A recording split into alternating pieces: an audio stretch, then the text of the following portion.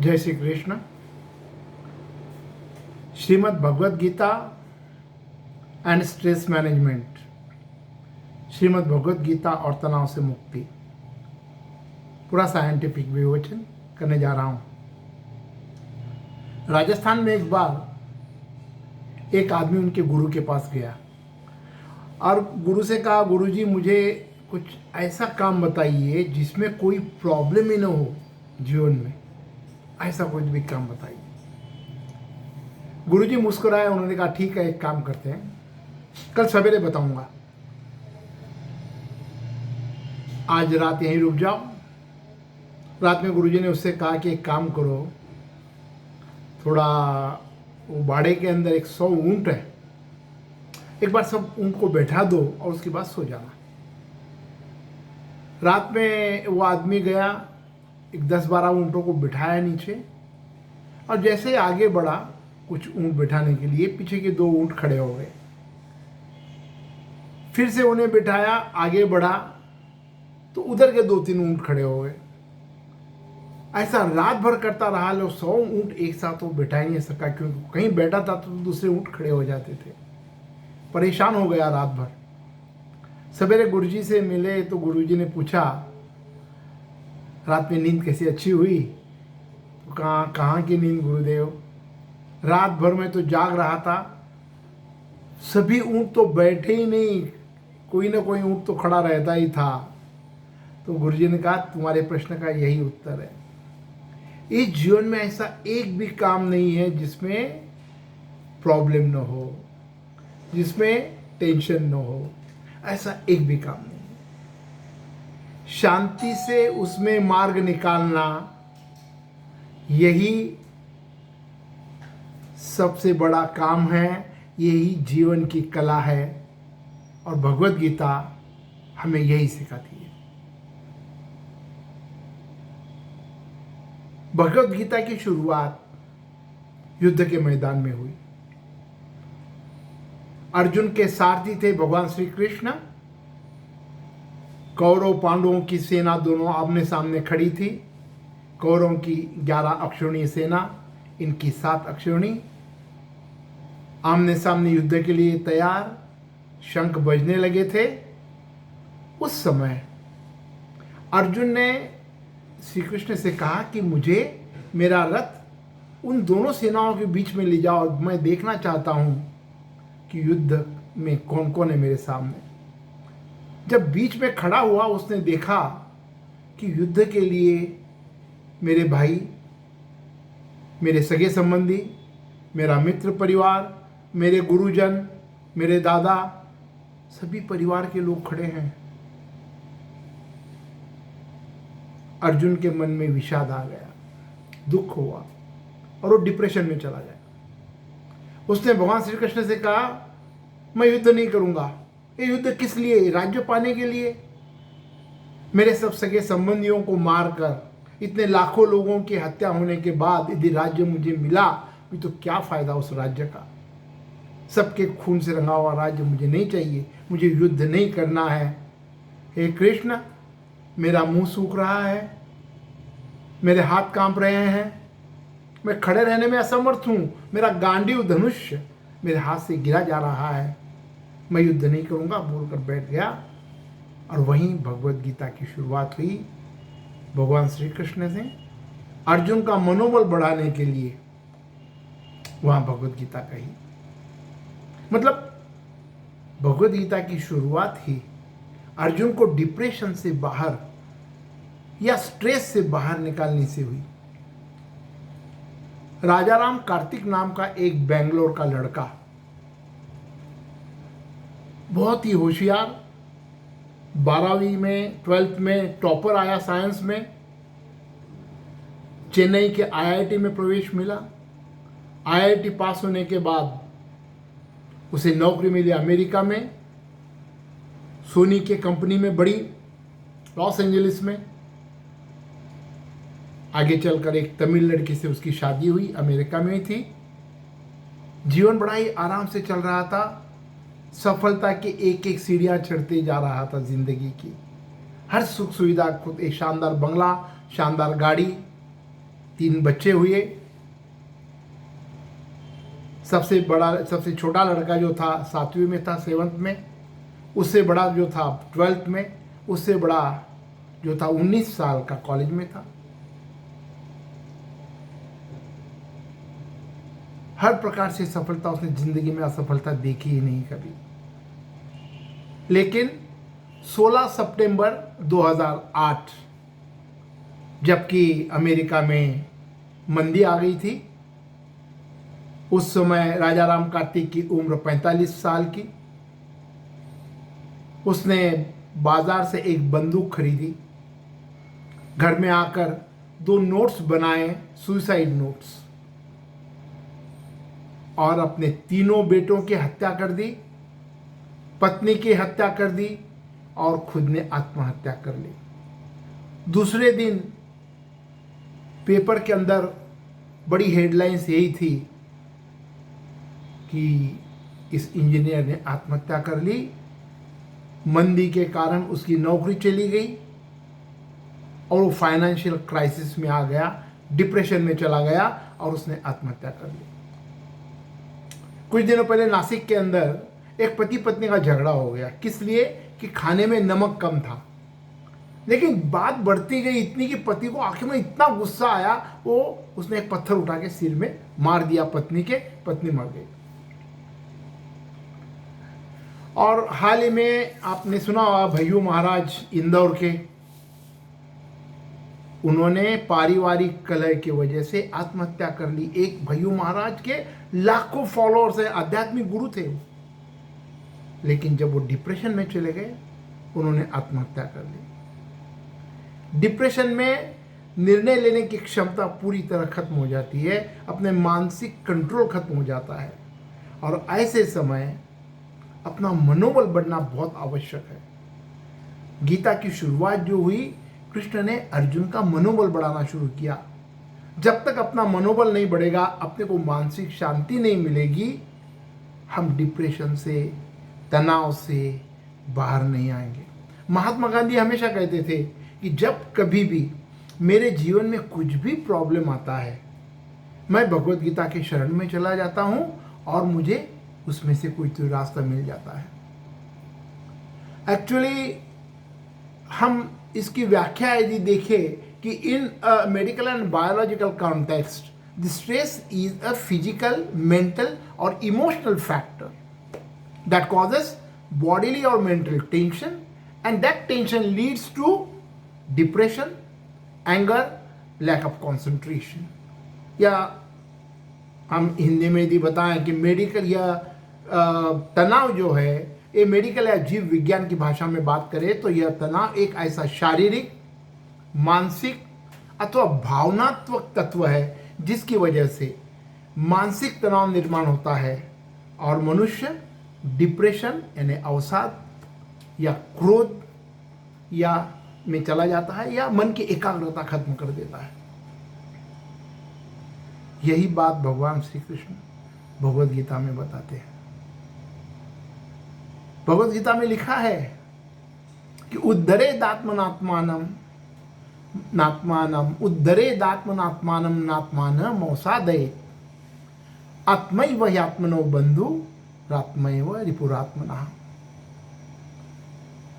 अपने द्वारा इस संसार समुद्र से मनुष्य खुद का उद्धार करे, खुद को अधोगति में न डाले, क्योंकि यह मनुष्य आप ही आपका मित्र है और आप ही अपना शत्रु है। क्योंकि भगवान श्री कृष्ण आगे कहते हैं, बंधुरात्मात्मनस्तस्य एनात्मैवात्मनानितः अनात्मनस्तस्य शत्रुत्वे वर्ते तात्मैव शत्रुवत्। जिस जीवात्मा का मन और इंद्रियों द्वारा शरीर जीता हुआ है, वह आप ही अपना मित्र है। वो खुद के साथ मित्रता का बर्ताव करता है। किंतु जिस जीवात्मा का मन और इंद्रियों सहित शरीर जीता हुआ नहीं है, वह अपने खुद के साथ शत्रु के समान बर्ताव करता है। एक बार एक आदमी आत्महत्या करने के हिसाब से गया और जाकर वो एक नदी का बड़ा ब्रिज था उसके ऊपर खड़ा हुआ। वो खुद ही मारने वाला था, उतने में से एक साधु गुजर रहा था, उसने रोका उसे। अरे रुक, बोले रुक रुक, क्या हो गया, क्या कर रहा है? बोले मैं आत्महत्या कर रहा हूँ। बोले क्यों? बोले मैं बहुत गरीब हूँ, क्या करूँ, खाने को मिलता नहीं है, परिवार का मेरा भरण पोषण नहीं होता है मुझसे। तो बोले नीचे आ जा। नीचे आया, फिर उसको बोला देख, आत्महत्या करना है ठीक है, कोई बात नहीं है, लेकिन मुझे एक बात बता, तेरे मरने से तेरे परिवार का प्रश्न सॉल्व हो जाएगा? बोले नहीं। अच्छा, दूसरी बात, अब एक बात बता, तेरे पास पैसे नहीं है, कमी है, एक काम कर, तेरी 2 आंखें मुझे दे दे, मैं तुझे 50 लाख रुपए देता हूं। बोले ये तो नहीं, मैं नहीं दूंगा। अच्छा ठीक है, एक काम कर, तेरे 2 हाथ मुझे दे दे, मैं 25 लाख रुपए तुझे दूंगा। नहीं, बोले ये भी नहीं दूंगा। ऐसा करते करते करते एक एक पार्ट की बॉडी के जब उसको वैल्यू बताते गई, करोड़ों में हो गई। बोले देख, तू करोड़पति आदमी है, भगवान ने तुझे आंखें दी है, हाथ दिए हैं, पैर दिए हैं, शरीर दिया है, मेहनत करने की हिम्मत दी है, थोड़ी मेहनत कर, तकलीफ होगी लेकिन रास्ता तो निकलेगा। उसकी आंखें खुल गई। कहने का तात्पर्य, जो आदमी 1 मिनट पहले आत्महत्या, डिप्रेशन में जाकर आत्महत्या कर रहा था, वही आदमी अभी जीने की आस से फिर से तैयार हो गया, उसका मनोबल बढ़ गया और उसने आत्महत्या का विषय ड्रॉप कर दिया। कहने का मतलब, ये अपने मानसिक जो चीज़ है, अपने मन की जो घटना है, मन जो है, ये मन ही अपने को डिप्रेशन में ले जाता है या डिप्रेशन से बाहर ले जाता है। यह इसलिए भगवद गीता में कहा है कि आप ही अपना मित्र है मनुष्य और आप ही अपना शत्रु है। यदि सादे शब्दों में हम ये तनाव या स्ट्रेस, इसके डेफिनेशन क्या, एक वाक्य में यदि कहना चाहें तो definition of stress is mental agitation of unfulfilled Dzire. अर्थात तनाव की सादी व्याख्या है, अपनी ही कामनाओं या इच्छाओं की पूर्ति न होने पर मन में होने वाला मानसिक आंदोलन, इसी को स्ट्रेस कहते हैं या इसी को तनाव कहते हैं। भगवद गीता में बहुत ही अच्छी व्याख्या इसकी की गई है। ये क्यों होता है, इसका कारण बहुत अच्छी तरह समझाया गया है और कहीं अपने को पढ़ने को नहीं मिलेगा इतना बारीक विश्लेषण, इतना अच्छा विश्लेषण। भगवान श्री कृष्ण कहते हैं, ध्यायतो विषयान पुंसः संगस्तेषु उपजायते, संगात् समजायते कामः, कामात् क्रोधो विजायते। विषयों का चिंतन कर, जो मनुष्य जब विषयों का चिंतन करने लगता है तो उसके मन में एक आसक्ति निर्माण होती है उस विषयों के प्रति। आसक्ति निर्माण होने पर एक कामना जागृत होती है कि उसे पाने की इच्छा होने लगती है, और जब वो कामना की पूर्तता नहीं होती या इच्छा पूर्ति नहीं होती तो क्रोध आ जाता है। भगवान आगे कहते हैं कि क्रोधात् भवति सम्मोहा, सम्मोहात् स्मृति विभ्रमः, स्मृति भ्रंशात् बुद्धिनाशो, बुद्धिनाशात् प्रणश्यति। जब क्रोध आ जाता है तो मूढ़ भाव उत्पन्न होता है, मूढ़ भाव उत्पन्न होता है तो स्मृति में भ्रम निर्माण हो जाता है, स्मृति में भ्रम निर्माण होने से अपनी बुद्धि अथवा ज्ञान शक्ति का नाश हो जाता है, मतलब अपना माइंड ब्लॉक हो जाता है। और जब माइंड ब्लॉक हो जाता है तो मनुष्य अपनी स्थिति से गिर जाता है। इसका एक सादा अच्छा उदाहरण जो कि सबको पता है, रावण, यदि हम सोचे रावण के बारे में, रावण को पहले सीता के बारे में उसने चिंतन शुरू किया, उसके बारे में आसक्ति निर्माण हुई, आसक्ति निर्माण होने के बाद उसने सीता का अपहरण किया, उसको पाने की कामना थी, एक इच्छा निर्माण हुई आसक्ति के कारण, उसने सीता का अपहरण किया, लंका में ले जाकर अशोक वाटिका में रखा, काफ़ी प्रलोभन दिए, धमकियां दी कि मेरी तू पटरानी बन जा, लेकिन सीता जब तैयार नहीं हुई तो उसको इच्छा की पूर्ति न होने पर उसमें क्रोध निर्माण हो गया। जब क्रोध निर्माण हो गया तो मूढ़ भाव तैयार हो गया, स्मृति में भ्रम निर्माण हो गया और बाद में उसका माइंड ब्लॉक हो गया, यानी उसकी बुद्धि या ज्ञान शक्ति ब्लॉक हो गई, सोचने की विचार करने की शक्ति खत्म हो गई।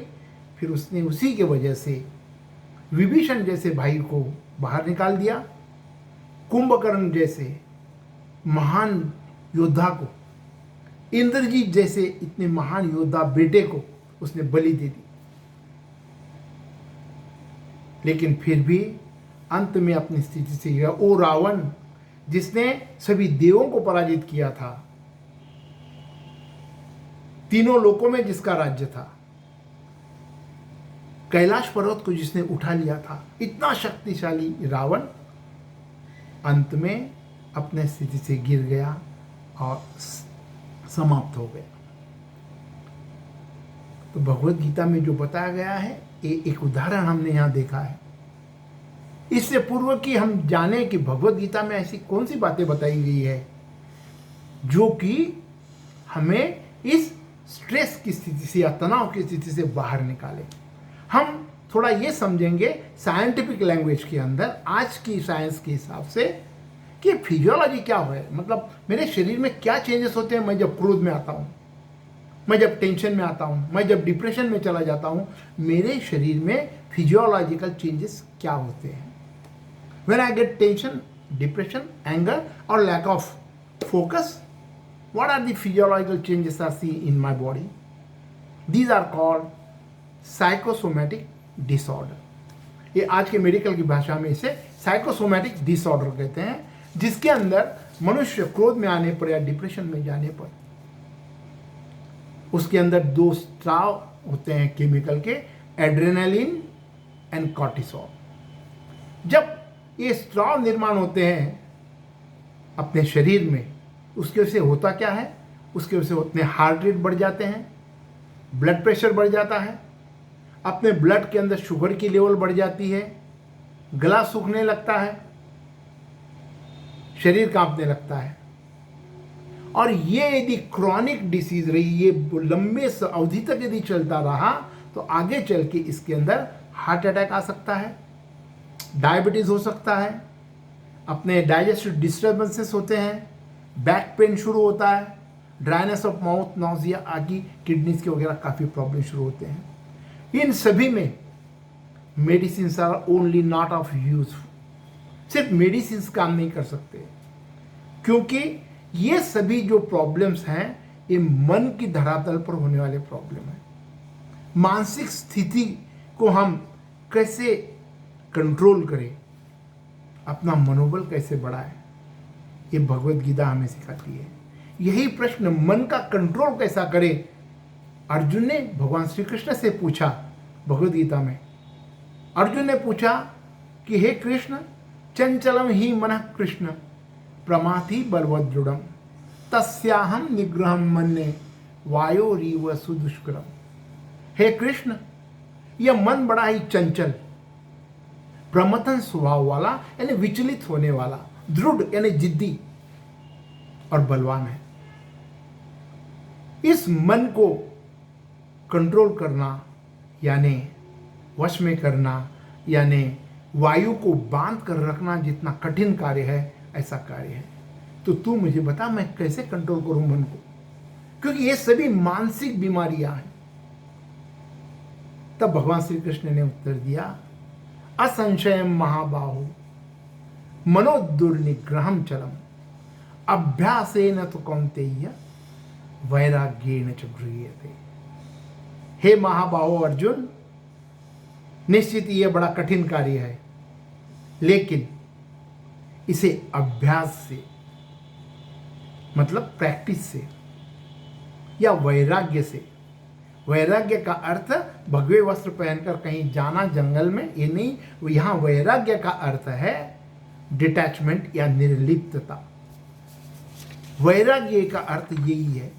अब निश्चित ही स्ट्रेस मैनेजमेंट के हिसाब से श्रीमद् भगवद गीता के माध्यम से भगवद गीता में क्या मार्ग बताए गए हैं, इसका हम विश्लेषण करेंगे।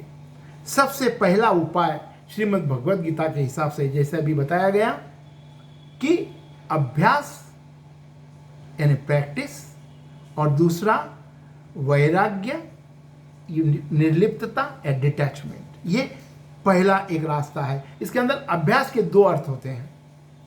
अभ्यास का अर्थ ऐसा है कि अपना जो विचलित मन है उसको बार बार अभ्यास करके जिस ध्येय के लिए हम निकले हैं उस ध्येय में पूरी तरफ उसको डाइवर्ट करना, डिप्रेशन में न जाते हुए उस ध्येय को, जो ध्येय हमने पकड़ा है उसकी तरफ ज्यादा से ज्यादा ध्यान आकर्षित करें।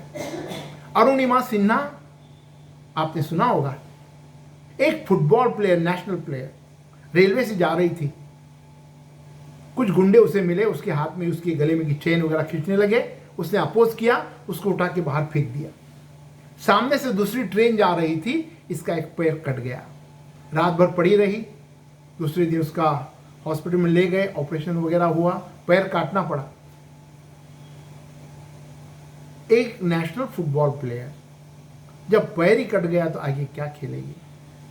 उसे आर्टिफिशियल पैर बैठाया गया आगे चलकर, लेकिन उसने एक ध्येय निश्चित किया अपने मन में, मैं एवरेस्ट पर्वत पर चढ़ के रहूंगी।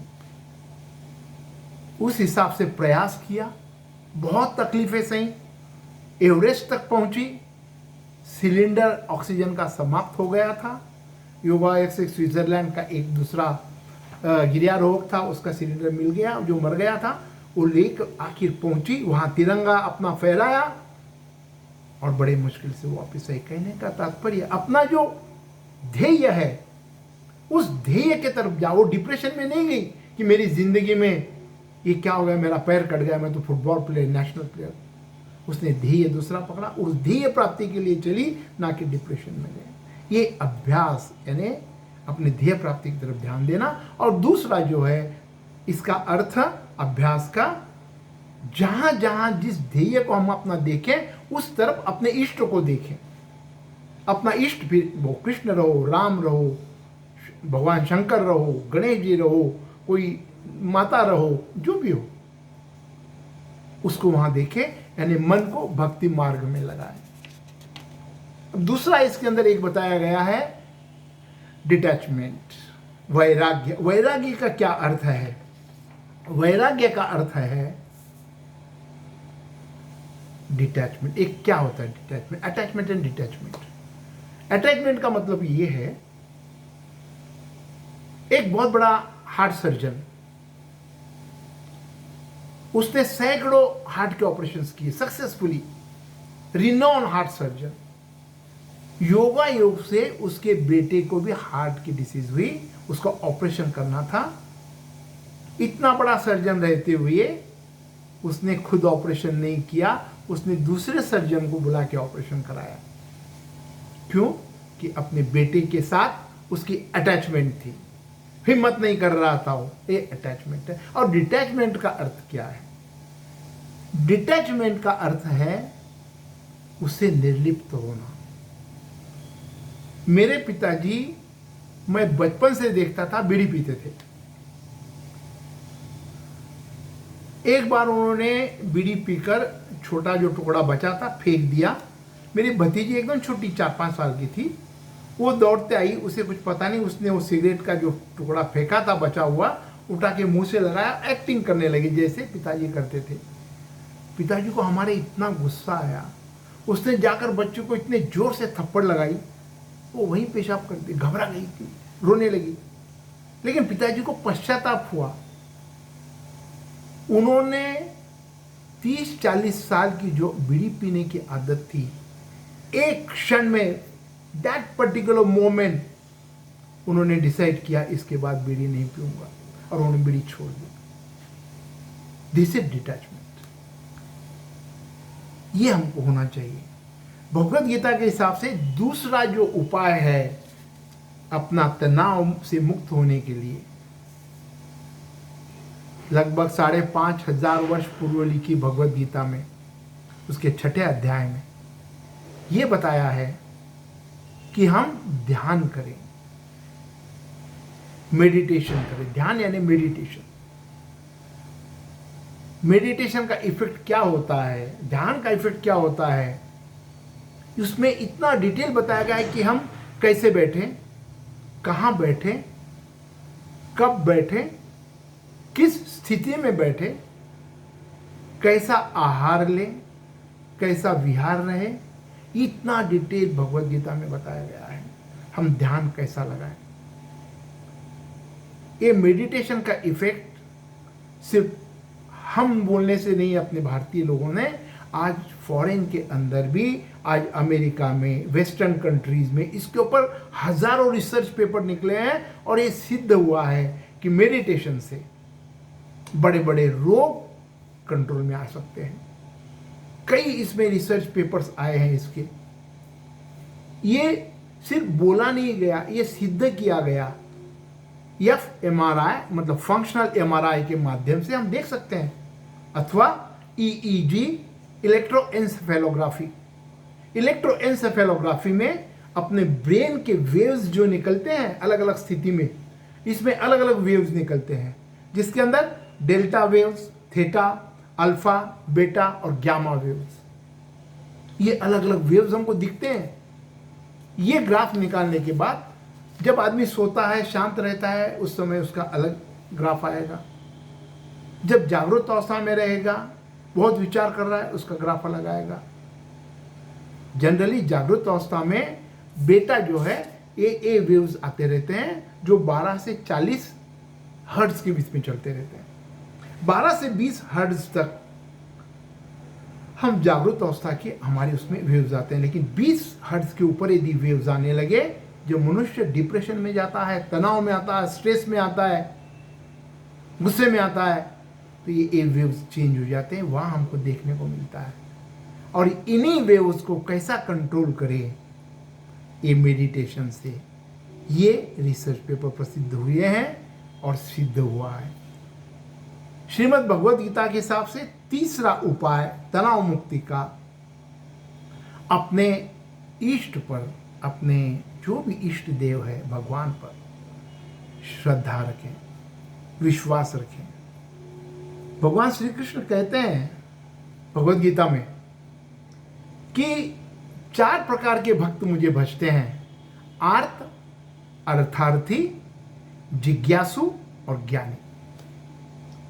आर्त का मतलब जब कोई संकट मुझ पर आता है, मैं बड़े मन में से पुकारता हूं भगवान को, भगवान मेरी मदद कर, इस संकट से बाहर निकाल, ये आर्त पुकार हो गई। अर्थार्थी मतलब फाइनेंशियल प्रॉब्लम्स चालू है, मुझे पैसे चाहिए, मेरी मदद कर, कहीं से भी ये प्रॉब्लम सॉल्व कर। जब मन में से ये पुकारते हैं तब। जिज्ञासु मतलब ये ईश्वर क्या है इसको जानने का प्रयास करना। और ज्ञानी એટલે जब आत्मा और परमात्मा का मिलन हो गया, वो जान गया हम एक रूप हो गए भगवान के साथ, वो ज्ञानी। भगवान श्री कृष्ण कहते हैं चारों भक्त मुझे पुकारते हैं और मैं चारों की प्रार्थना सुनता हूँ, उसमें मदद करने पहुँच जाता हूँ, प्रोवाइडेड उसमें श्रद्धा होनी चाहिए, भगवान के प्रति विश्वास होना चाहिए। एक विश्वास बड़ी बात है। एक आदमी जब चलता था, उसके पैर के निशाने उसको दिखते थे और उस पीछे उसके और 2 निशान दिखते थे। और जब भी चलता उसको 4 निशान दिखते। उससे पूछा कौन है मेरे साथ में, तो कहा मैं कृष्ण हूँ, तेरे साथ हूँ। बड़ा प्रसन्न हुआ, बड़ा भक्त था भगवान का। जब भी चलता 4 निशानी उसे दिखाई देती। कुछ समय के बाद परिस्थिति बदलते गई, फाइनेंशियल प्रॉब्लम आ गए, सभी परिवार के लोग दूर भाग गए, मित्र परिवार दूर भाग गया, कहीं हमसे मदद न मांग ले। मुड़ के देखता था तो 2 ही कदम दिखते थे। मन में विचार आया कि मेरा कृष्ण भी दूर चला गया मेरे से, लेकिन विश्वास नहीं छोड़ा, विश्वास पूरा था, श्रद्धा पूरी थी। समय बीतता गया, फिर से अच्छे दिन आए, उसको 4 कदम दिखने लगे, 4 निशानियां कदमों की दिखने लगी। तब उसने पूछा कृष्ण तो आ गया? बोले हाँ मैं तो यही हूँ। बोले लेकिन एक बात बताऊँ? बोले हाँ, जब मेरे बुरे दिन आए, पूरी दुनिया मुझसे बिछड़ गई, मुझसे निकल दूर चली गई, लेकिन कृष्ण तू जाएगा निकल के ऐसा मुझे अपेक्षा नहीं थी, तू चला गया। कृष्ण मुस्कुराया, बोले नहीं, उस समय तुझे जो 2 कदम के यहाँ दिखते थे निशानियाँ, वो मेरी थी, क्योंकि उस समय मैंने तुझे अपने गोद में उठा के पकड़ लिया था, और जब अच्छे दिन आ गए मैंने तुझे नीचे छोड़ दिया। अब जो 4 निशानियाँ पैरों की दिख रही हैं वो तेरी और मेरी मिलके हैं। पहले 2 निशानियाँ सिर्फ मेरी दिखती थी। ये श्रद्धा का भाव है, और भगवत गीता में यही बात बताई गई है, श्रद्धा बहुत आवश्यक है। जब श्रद्धा, कुछ तो भी हमको, जब श्रद्धा भाव रहेगा, एक मन में तसल्ली रहेगी कि मेरा भगवान मेरे साथ है, तो हम डिप्रेशन में नहीं जाएंगे। ये विश्वास, ये श्रद्धा होनी चाहिए। भगवत गीता में लिखा है, अश्रद्धया हुतम दत्तम तपस्तप्तम कृतम चयत असदित्युच्यते पार्थ न च तत्प्रेत्य नो यह। बिना श्रद्धा के किया हुआ तप, किया हुआ दान, किया हुआ हवन या कोई भी शुभ कार्य है, ना इस लोक में फलता है ना परलोक में फलता है। ये श्रद्धा बहुत बड़ा भाव है। ये श्रद्धा भाव जब हमारे पास हो, भगवान पर विश्वास हो, तो निश्चित ही किसी भी संकट से हम बाहर निकल सकते हैं। और चौथा उपाय श्रीमद् भगवत गीता में जो बताया गया है वह है समर्पण भाव। भगवान श्री कृष्ण कहते हैं, अनन्यास चिंतयन्तो माम ये जनः पर्युपासते तेषां नित्याभियुक्तानां योगक्षेमं वहाम्यहम्।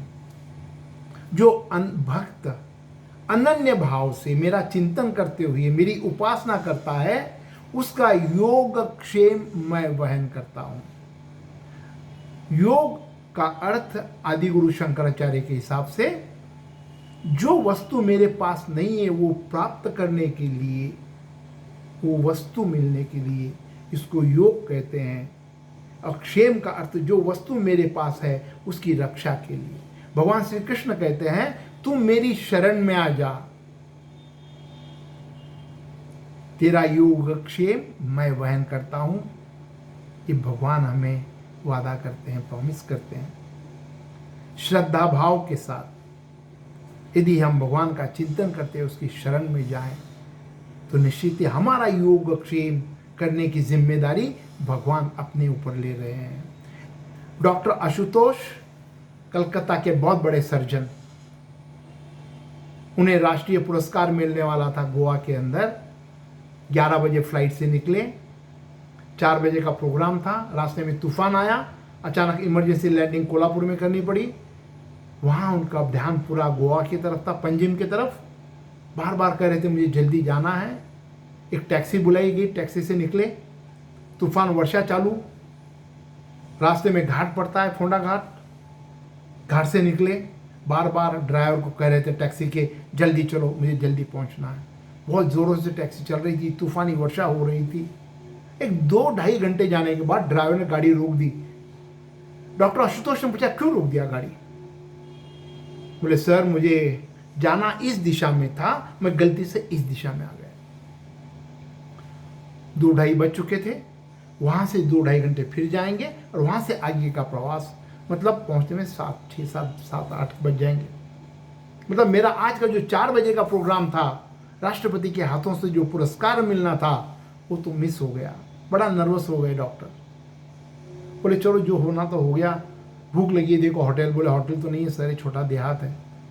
एक टूटा फूटा घर था, दरवाजा खटखटाया, एक 50-80 साल की महिला बाहर आई। बोले बोलिए क्या मदद करूं? उसने कहा भूख लगी, कुछ खाने को मिल सकता है? हाँ आइए अंदर। अंदर गया, एक टेबल पे बैठ गया, वहाँ पर कुछ खाने की चीज़ें रखती थी, लीजिए बोल के उन्होंने सामने रख दिया। और वो माताजी जाकर एक छोटा सा मंदिर था, वहीं पर जाकर हाथ जोड़कर बैठ गई। बार बार रोती थी। बाजू में एक बच्चा सो रहा था, एक 20 साल का, उसकी तरफ देखती रोती, और भगवान की तरफ देखती रोती। डॉक्टर आशुतोष सब देख रहे थे, वो माताजी बार बार वो बच्चे को देखकर, भगवान की तरफ देखकर क्यों रो रही है। जब इनका खाना खत्म हुआ, उसकी प्रार्थना खत्म हुई, उसने पूछा, माताजी आप रो क्यों रही हैं, और ये बच्चा कौन है? बोले मेरा पोता है, मेरे बेटे का बेटा। 2 साल पहले मेरा बेटा और वो एक्सीडेंट में गुजर गए। आज मैं इतनी बूढ़ी, मेरे आंखों को दिखता नहीं है, मेरे हाथ पैरों में शक्ति नहीं है, मेरे पास पैसा नहीं है। यहाँ का डॉक्टर इसको कुछ बीमारी हो गई, डॉक्टर कहता है इसका ऑपरेशन करना पड़ेगा और शहर ले जाना पड़ेगा। मैं तो कुछ भी नहीं कर सकती, मैं भगवान के शरण में गई हूँ।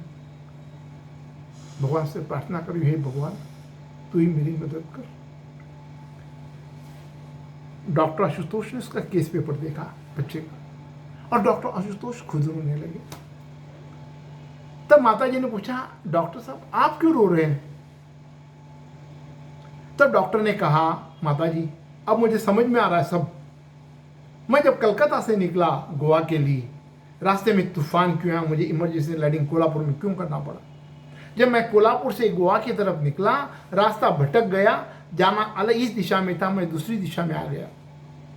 भगवान ने आपकी प्रार्थना सुन ली। इस बच्चे का ऑपरेशन सिर्फ भारत में एक ही डॉक्टर कर सकता है, और वो मैं हूं।